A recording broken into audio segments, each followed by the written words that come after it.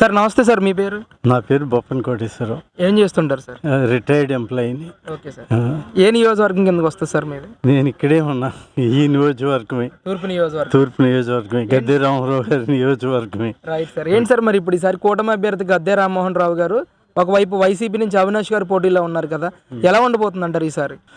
రాజకీయ నాయకుడు ఎలా ఉండాలి అని నన్ను అడిగితే గద్దె రామ్మోహన్ రావు లాగా ఉండాలి. అవినాష్ అంటే మాకు ఇష్టమే, నెగిటివ్ కాదు. కానీ గద్దె రామారావు గారు రాజకీయంలో వచ్చిన కాడి నుంచి కూడా నాకు తెలుసు. ఆయన అసలు ఎవరన్నా ఇంటికి వెళ్ళి ఏమండి ఇది కావాలంటే నో అండవు. జరిగినా జరగపోయినా ఆయన ట్రైన్ ఆయన చేస్తాడు. రాజకీయ నాయకుడు ఎలా ఉండాలి అంటే గద్దె రామారావు లాగా ఉండాలంటారు. ఆయన లాంటి నాయకుడు నాకెవరు కనపడలే. చంద్రబాబు నాయుడు తర్వాత నాకు ఆయనే, అందులో తిరుగులేదు. ఇంకేం చెప్పండి సార్. ఇక్కడ 10 సంవత్సరాల నుంచి ఆయనే ఎమ్మెల్యేగా పనిచేస్తూ ఉన్నారు కదా, ఎలాంటి అభివృద్ధి చేయగలిగారు అంటారు ఈ కాన్స్టిట్యున్సీ? ఇప్పుడు ఒకసారి అభివృద్ధి చేయాలంటే అధికారంలో కూడా ఉండాలి. అధికారం లేకుండా అభివృద్ధి చేయలేరు కదా. మరి గత 5 సంవత్సరాల నుంచి ఆయన ఒకవేళ చేద్దామన్నా కూడా ఛాన్స్ ఇవ్వరు.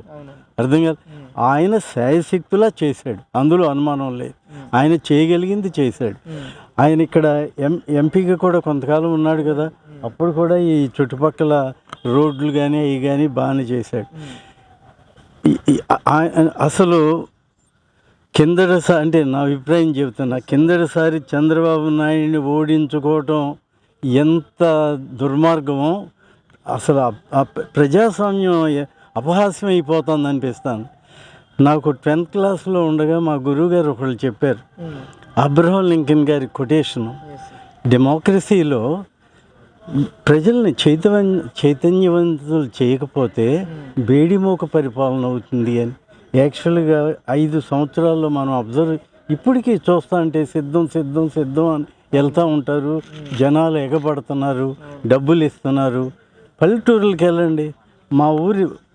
మాది గోడపాడు, మా స్వగ్రామం మొవ దగ్గర, మొవ తాలూకా హెడ్ క్వార్టర్. 2 సంవత్సరాల నుంచి బస్ స్టాండ్లో నేను బస్సులో దిగి మా ఊరు వెళ్తా. ఆ రోడ్లో కనుక చూసినట్లయితే మొవ్వ పంచాయతీ, అది తాలూకా హెడ్ క్వార్టర్లో మన రోడ్లు, పబ్లిక్ రోడ్డు ఇలా ఊగుతూ ఉంటుంది. ఎవరో ఒక తట్ట మన్ను కూడా దాంట్లో వేయాల. అక్కడ నేను మొగలో పెద్ద మనుషులను పిలిచా, ఏమంటే మీకన్నా బుద్ధి లేదా, ఈ రోడ్డు ఏంటి, ఇదేంటి, మీరైనా ఒక తట్ట మన్ను వేయొచ్చా అని. లేదు. అది నిజంగా అదే నేను చెప్పాను కదా, అబ్రహం లింకన్ మా మాస్టర్ చెప్పింది, ప్రజల్ని చైతన్యవంతులు చేయకపోతే బేడిమోక పరిపాలన, కేవలం అదే చూస్తున్నాం. ఇలా గుద్దుతే సరిపోతుందండి? ఇది గుద్దుతే కాదు, రోడ్లు డెవలప్ చేయాలి అందరికీ. స్కూల్స్ ఏదో డెవలప్ చేశాడు కానీ పిల్లలు ఎంత సఫర్ అయ్యారు, పేరెంట్స్ ఎంత సఫర్ అయ్యారు లేదు. వాళ్ళే ఏదో ఇంగ్లీష్ మీడియం తీసుకొచ్చారని చెబుతున్నారు. ఎప్పటి నుంచో ఉంది ఇంగ్లీష్ మీడియం.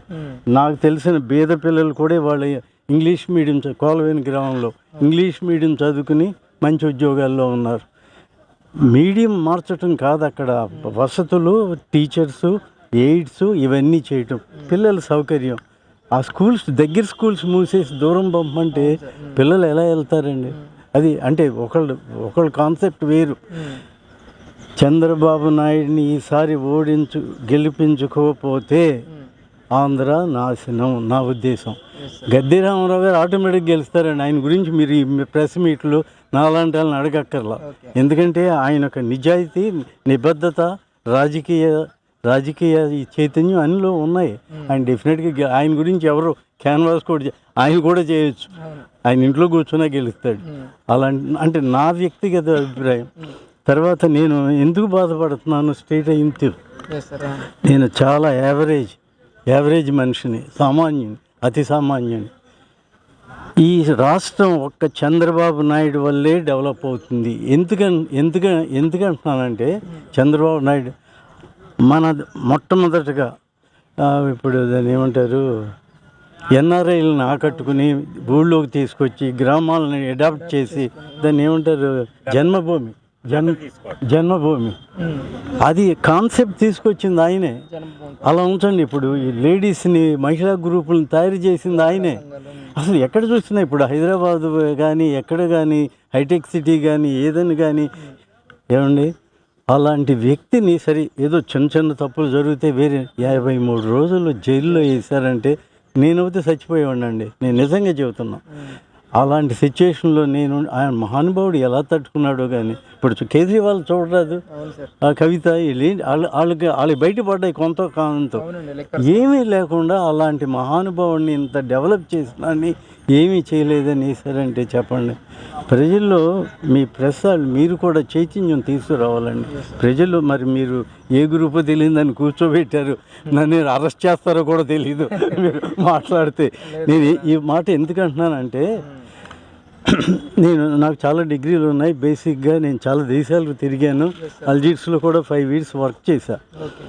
నాకు నచ్చని విషయం ఉంటే అంటే పేపర్లో రాయను కానీ ఫేస్బుక్లో పెడతా ఉండేవాడిని.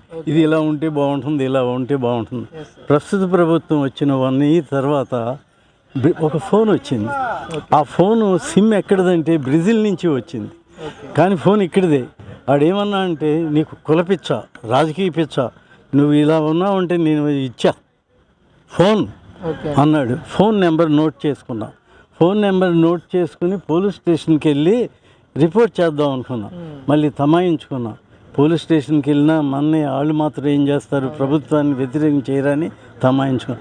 అప్పటి నుంచి అసలు ఫేస్బుక్లో మనకెందుకు నేనేం పెట్టుకుంటాను. ఇదిగో ఇప్పుడు ఈ మొక్కలు బాగున్నాయి అనుకో, ఈ మొక్కలు బాగున్నాయి, అది ఆ ఊరు బాగుందనుకో, ఆ ఊరు బాగుంది, అవి పెట్టుకున్నా కానీ రాజకీయ విశ్లేషణ మానేసి.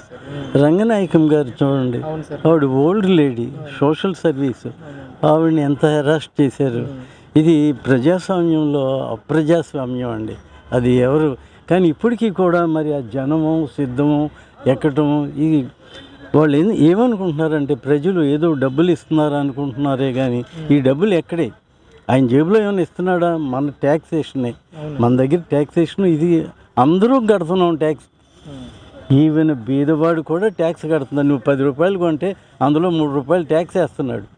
అర్థం అది ఇప్పుడు చూడండి, పూర్వం ప్రభుత్వానికి ఇప్పటికీ మనం చూసినట్లయితే ఆ 5 సంవత్సరాలు మహానుభావుడు కరెంటు బిల్లు పెంచల, ఆర్టీసీ ఛార్జీలు పెంచల, అలా లాక్కుంటూ వచ్చాడు. ఇప్పుడు తర్వాత నేను పెన్షనర్ని.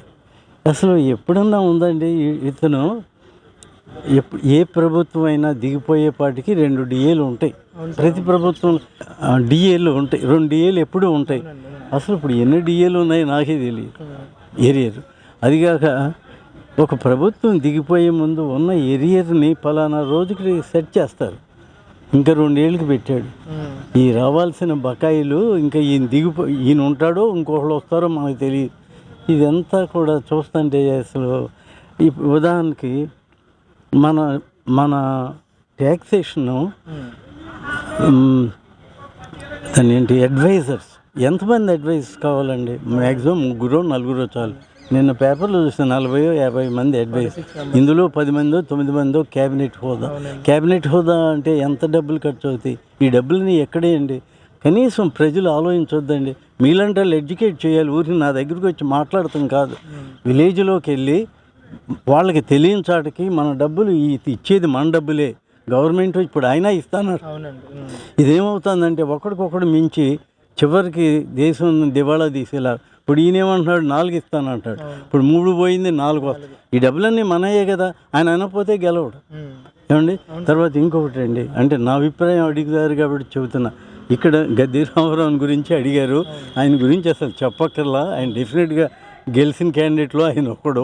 అంటే నేను ఇంకొకరు నేను కించపరచడం కాదండి, నా అభిప్రాయం నేను చెబుతాను. ఓవరాల్గా ఎలక్షన్ ఎలా ఉండబోతుంది? డెఫినెట్గా ఏమండి, ఈసారి ఇక్కడ కూటమి గెలవకపోతే సర్వనాశనం అవటమే ఆంధ్ర, అందులో అనుమానం లేదు.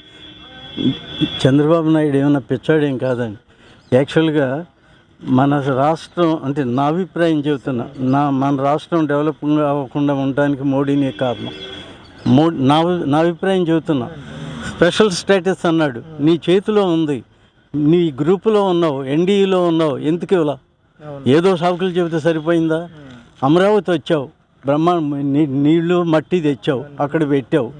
5 సంవత్సరాల్లో అమరావతి పాపం 4 ఏళ్ళలో బ్రహ్మాండంగా డెవలప్ అయ్యేదండి.